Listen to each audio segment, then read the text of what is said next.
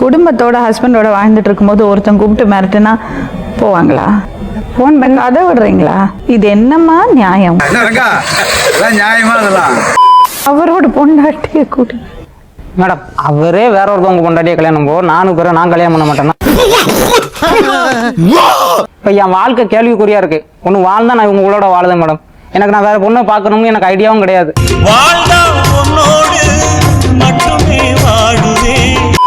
யார் ஃபோன் பண்ணி வர சொன்னான்னு கேளுங்க. என் மாமா வர சொன்னாங்க. இவங்க மாமா யார் பொண்டாட்டி யார் கூட்டு வச்சு நீ வந்து பேசிட்டு இருக்காங்க? பேதியில போவான், அது என் பொண்டாட்டியில. இவ எல்லாமே என்னால் சாப்பிடவே முடியல, சத்தியமா சாப்பிட முடியல மேடம். எனக்கு இருந்தா நான் இவளோட வாழ்றேன், இல்லைன்னா இன்னும் என்னை கொன்றுங்க. இதாமல டிஸ்க்ளைமரு, இதை ஒருக்கா படிச்சிரு. ஏற்கனவே கல்யாணம் இருந்தேன். நான் முதல் மனைவி பிடிக்காம பிரிஞ்சிட்டோம். நானும் போய் பார்த்துட்டு இருக்கேன் இன்னைக்கு. அதனால் ரெண்டாவது கல்யாணம் முடித்தேன் 4 மணிக்கிறோட. அப்படிங்களா? ரொம்ப சந்தோஷம். அவர் சொந்த ஒரு தூத்துக்குடி மாவட்டம் சாத்தாங்குளம். அங்கே போய் வந்துட்டு இருக்கும்போது ஒரு பையனோட பழக்கம் ஏற்பட்டு, அது எனக்கு தெரியாது. போனியே கள்ளக்காதலா 6 மாதமாக அப்படியே அவங்க கூட சேர்ந்து சுற்றிக்கிட்டு இருந்துட்டு இப்போ 6 மாதம் அவங்க கூட இருந்துட்டோம். அப்போ 6 மாதம் எங்கள் போய் இருந்துட்டு என்னை விட்டு பிரிஞ்சு போயிட்டேன். இனிமேல் நான் ஏற்றுக்கிற முடியாது. நீ என்ன விளக்கம் சொன்னாலும் அதை ஏற்றுக்கொள்ள என் மனம் மறுக்கின்றது. உரைப்பதற்குள் ஓடிவிடு. இந்த பையன் என் கூட தான் இருக்கான்னு சொல்லிட்டு என்ன கொலை பண்ணிடணும் மாட்டிக்கிட்டே இருக்கான். சரிங்க, அந்த பையன்னா இவன் போய் சேர்ந்தால இப்போ சமீபத்தில் அந்த பையன். ஓ அப்படியா விஷயம்? என்ன மாதிரி மிரட்டல்? சங்கரன் சொந்த ஊருக்கு வந்தாலும் சரி, எங்கே பார்த்தாலும் சரி, நான் கொண்டு விடுவேன் அப்படின்னு மாட்டிகிட்டே இருக்கான். எங்கடா இந்த ஏரியால தான் இருக்கான். அவன் மட்டும் என் கல்ல மாட்டல. உங்களை எதுக்கு மிரட்டுறாரு அவரு? அவன் என் கூட இருக்கிறதா அவன் நினைப்பு. உங்க மனைவி தானே அது? 2வது மனைவி. ஒருத்தனுக்கு எந்திரிச்சு நிக்கவே ஒக்கில்லையா, அவனுக்கு 9 பொண்டாட்டி கேக்குதா. இவ்வளவு வந்து 2வது கல்யாணம் முடிச்சிருந்தேன். ஆனாலும் மனைவி தானே? மனைவி தான். 6 மாதம் அவன் கூட போய் இருந்துட்டா இருந்துட்டு இப்போ அவன் இருக்க மாட்டாம என் கூட வந்து இருக்கணுங்க. அட வெக்கம் கட்டுவீங்களா? சும்மா மிரட்டுறாரா இல்ல அப்படி பண்ணக்கூடிய ஆளா? அவன் பண்ணாலும் பண்ணலாம். உங்களுக்கு அவங்க வேண்டாம்? வேண்டாம். உங்களுக்கு பசங்க இருக்கா? ஆமா. முதல் மனைவி இல்லையா? இவங்க இல்லையா? முதல் மனைவி. இவங்கள்ட்ட பசங்க இல்ல? இல்ல இல்லைங்க. இல்ல இல்ல. அவங்களுக்குள்ள எப்படி பழக்கம் ஆச்சு? எப்படி அது எப்படி ஆச்சுன்னு நமக்கு தெரியும். அதுக்கு முன்னாடி 7 வருஷம் ஒண்ணா வாழ்ந்திருக்கீங்க. ஆமா. அப்போ நீங்க கேட்க மாட்டீங்களா? இது ஒரு நல்ல கேள்வி. பதில சொல்றா. 6 மாதத்துக்கு முந்தி அவங்க கூட ஊர் படம் சுற்றி இருக்க வச்சிருக்கா.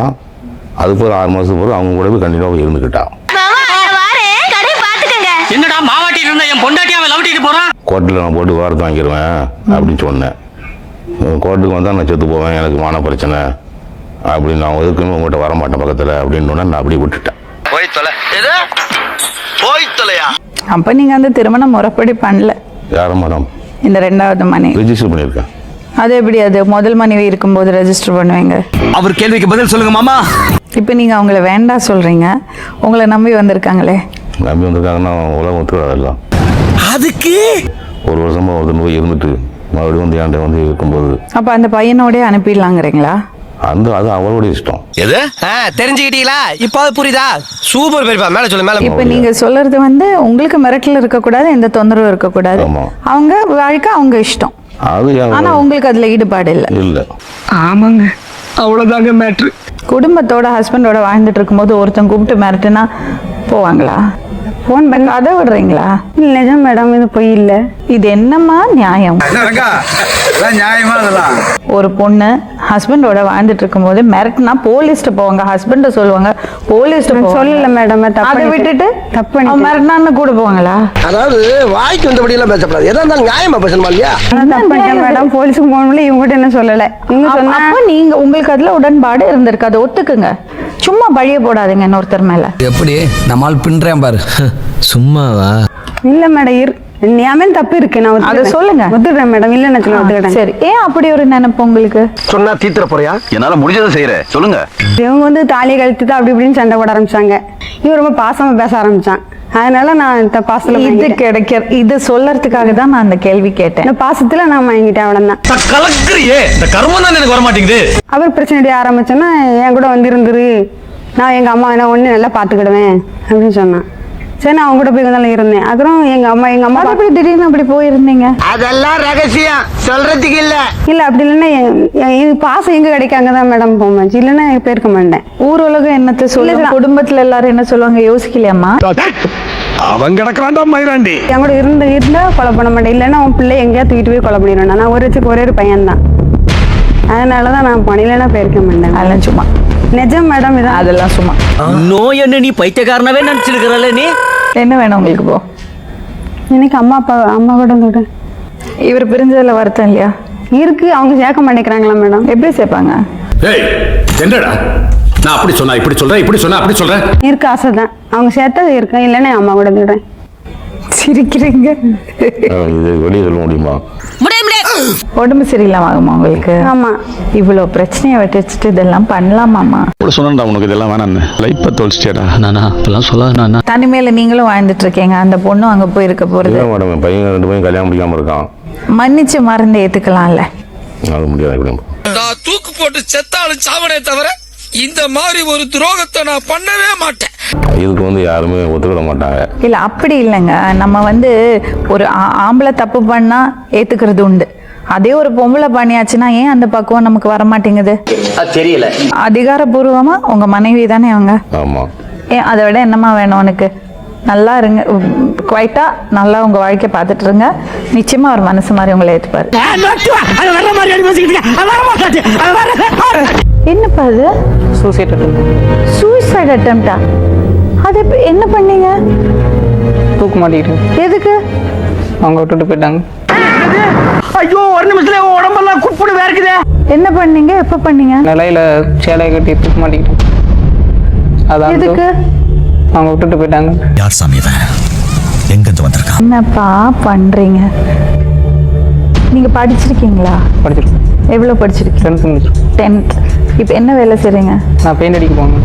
போடாப்பா போய் நல்லபடியா போலங்க நம்ம வயலுங்க. நல்லா சம்பாதிக்கிறீங்கல்ல, 400. வாழ்க்கையை நல்லா அமைச்சுக்கலாம்ல. ஏன் இந்த மாதிரி எல்லாம் பிரச்சனை உண்டாக்கிக்கிறீங்க?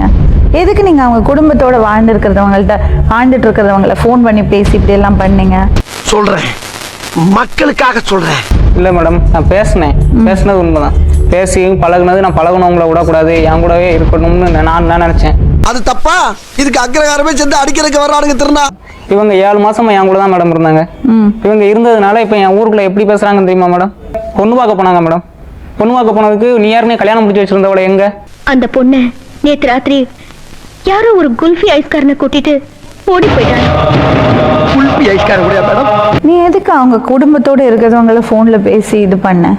நான் ஒரு இது யதார்த்தமா பேசி இது பண்ணிட்டேன். அது ஒரு விபத்து மாதிரி நடந்துருச்சு எங்களுக்கு. என்ன விளையாடுறியா நீ? அவ என்ன சொல்றாங்க தெரியுமா? நீ நானும் அம்மாவும் ஏத்தாப்புல வீடு எடுத்துருக்கோம், நீ ஒரு பொண்ணை பார்த்து கல்யாணம் பண்ணிக்கோ அப்படின்னு சொல்றேன். எனக்கு ஏத்தாப்புல ஒரு வீடு எடுத்து கொடுத்தேன். இதே பொதுநனையும் சொல்லிக்கிட்டு இருந்தா எனக்கு எப்படி மேடம் இருக்கும்?